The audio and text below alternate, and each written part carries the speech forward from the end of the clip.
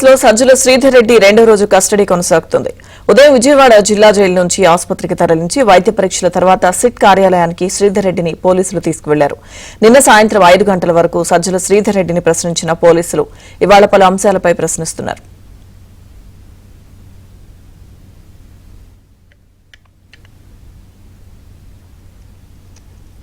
మరోవైపు ఏపీ మద్యం కుంభకోణంలో సిట్ దర్యాప్తు కొనసాగుతుంది. నిన్న ధనుంజయ రెడ్డి, కృష్ణమోహన్ రెడ్డిని 13 గంటల పాటు ప్రశ్నించిన సిట్ అధికారులు ఇవాళ కూడా విచారణకు రావాలని ఆదేశించారు. నిన్న మొబైల్ ఫోన్లను స్వాధీనం చేసుకుని పరిశీలించిన సిట్ అధికారులు విడివిడిగా కలిపి మారుస్తూ ప్రశ్నలు వేశారు. అయితే విచారణకు ధనుంజయ రెడ్డి, కృష్ణమోహన్ రెడ్డి సహకరించలేనట్టుగా తెలుస్తోంది. దీంతో ఇవాళ మళ్లీ ప్రశ్నించనున్నారు.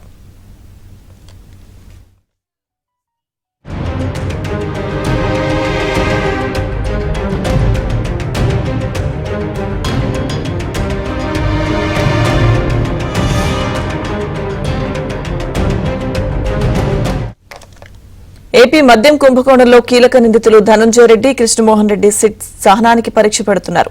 ఏ ప్రశ్న అడిగినా తెలియదు, సంబంధం లేదు అని మాత్రమే సమాధానం చెబుతున్నారు.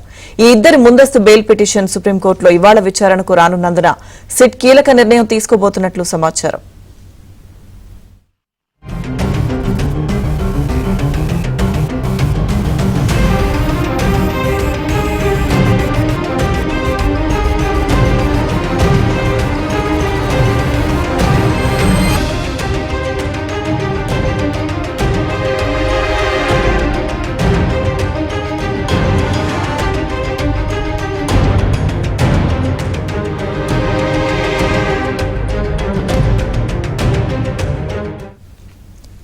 ఓవరాల్ గా ఏపీ మద్యం కుంభకోణంలో సిట్ అధికారుల విచారణకు సంబంధించిన పూర్తి అప్డేట్స్ మా ప్రతినిధి ప్రసాద్ నడికి తెలుసుకుందాం. ప్రసాద్, చెప్పండి, సజ్జల శ్రీధర్ రెడ్డి కస్టడీకి సంబంధించిన అప్డేట్స్ ఏంటి? అలాగే సిట్ దర్యాప్తు కూడా వేగం పెంచింది. ధనుంజయ రెడ్డికి సంబంధించి కానీ, కృష్ణమోహన్ రెడ్డి కానీ ఓవరాల్ ఈ అంశాలకు సంబంధించిన అప్డేట్స్ ఏంటి?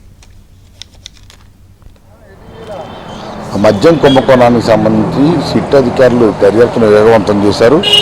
ఈ మొత్తం వ్యవహారంలో పూర్తి స్థాయిలో విచారణ చేసిన తర్వాతే పలువురిపై కేసులు నమోదు చేశారు. మొత్తం తొలి విడతలోనే 29 మందిపై దోషులుగా నిర్ధారించారు. ఆ తర్వాత విచారణలో తొవ్వే కొద్దీ ఆయనకు విస్తుపోయే వాస్తవాలు వెలుగులోకి వస్తుండడంతో ఈ సంఖ్య క్రమక్రమంగా పెరుగుతుంది.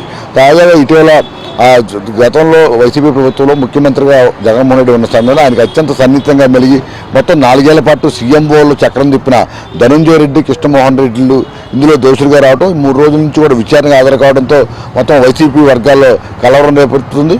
ప్రధానంగా వారి నుంచి ఎటువంటి సమాచారం రాబడుతున్నారు, వారు ఎటువంటి అంశాలు సిట్ అధికారుల ముందు వెలుగుస్తారనే అంశాలపై కూడా తాడేపల్లి ప్యాలెస్ వేదిక పెద్ద ఎత్తున చర్చ నడుస్తుంది. ఈ 3 రోజులు కూడా కొంతమంది వైసీపీ నాయకులు కూడా అసలు ఏం జరుగుతుందో తెలుసుకునేందుకు కూడా సిట్ కార్యాలయానికి వచ్చి వారు బయటకు వచ్చే సమయంలో వారితో కూడా మాట్లాడటం జరిగింది. అదే ప్రధానంగా ఈ కేసుకు సంబంధించి మొదటి నుంచి కూడా ఈ కేసులు తప్పించుకునేందుకు ఇద్దరు అధికారులు కూడా ప్రయత్నం చేశారు. పోలీసులు సిట్ అధికారులు చిక్కకుండా అజ్ఞాతంలోకి వెళ్ళిపోయిన పరిస్థితి. దీంతో ఆ పోలీసు ప్రత్యేక బృందాలు కూడా ఏర్పాటు చేసి గాలించినప్పటికీ కూడా వారు దొరకలేదు.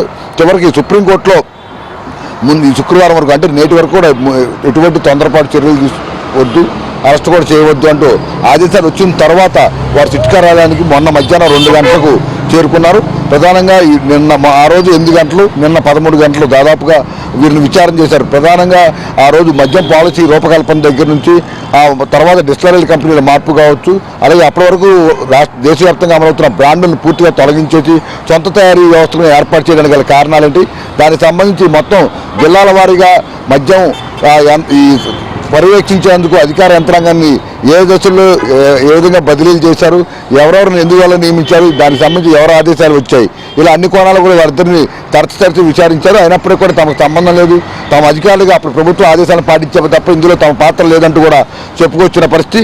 అయితే ఈ నేపథ్యంలోనే సజ్జల శ్రీధర్ రెడ్డి ఈ కేసులో కీలకంగా ఉన్నారు. కేసిరెడ్డి రాజశేఖర రెడ్డికి అత్యంత సన్నిహితంగా ఉన్నారు.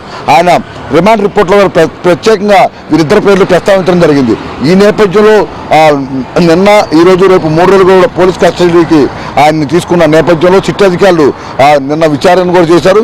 అదే సమయంలో వీరిద్దరు కూడా అదే లోపల ఉన్న నేపథ్యంలో వారిని ఎదురుగా కూర్చోబెట్టి సజ్జల శ్రీధర్ రెడ్డి దగ్గర నుంచి వచ్చిన సమాచారాన్ని ఆయనతో చెప్పించడం జరిగింది. అయినప్పటికీ కూడా వారు ఒక దశలో తమకు సంబంధం లేదని చెప్పుకుంటూ వచ్చినట్టు కూడా తెలుస్తూ ఉంది. దీంతో మొత్తం వారిద్దరు ఫోన్లు కూడా నిన్న స్వాధీనం చేసుకుని మొత్తం డేటాను కూడా కలెక్ట్ చేయడంతో పాటు అసలు గతంలో ఈ ఎవరెవరితో ఎక్కువగా సన్నిహితంగా మాట్లాడారు, లేకపోతే ఈ మధ్య సిట్ అధికారులు దర్యాప్తు ప్రారంభించిన తర్వాత వీరు ఎవరైతే టచ్లో ఉన్నారు, లేకపోతే అటువైపు నుంచి ఎవరైనా కాల్ చేశారా, వాట్సాప్ కావచ్చు, ఇతర సాఫ్ట్వేర్ ద్వారా లేకపోతే యాప్ల ద్వారా ఎవరైతే కమ్యూనికేషన్ ఉంది అనే అంశాలపై కూడా పూర్తిస్థాయి నిపుణులను కూడా పిలిపించి మరి ఆ ఫోన్లు తనిఖీలు చేసినట్టు తెలుస్తూ ఉంది.